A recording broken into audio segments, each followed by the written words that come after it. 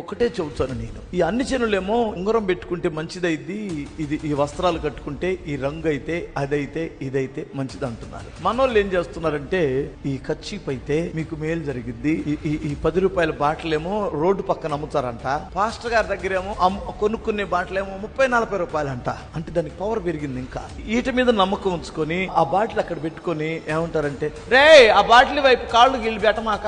నేనేమంటానంటే, కొబ్బరి నూనె బాటిల్ కంటే కర్చీఫుల కంటే మీరు కొనుక్కొచ్చుకుంటున్న ఆ చెత్త కంటే యేసయ్య శక్తి గలవాడని నీకెప్పుడు తెలిసింది? ఎందుకయ్యా కుంటోడు బ్రతికాడు, ఎందుకు ఆ కుంటోడు నడుస్తున్నాడంటే ఇది మా శక్తి వలన కాదు, నజరేయుడిని యేసు వాణిని లేపాడు. ఎండి బంగారములు మా యొద్ద లేవు గాని మాకు కలిగింది నీకు ఇస్తామంటాడు. ఏంటి నాయన మీకు కలిగింది అని వాడు ఆశతో చూస్తే, యేసు నామాన్ని మేము కలిగి ఉన్నాం. ఆ నామములో దయ్యాలు వెళ్ళిపోతాయి, ఆ నామములో రోగాలు వెళ్ళిపోతాయి, ఆ నామం గొప్ప నామం అని నీకు ఎప్పుడు తెలిసింది?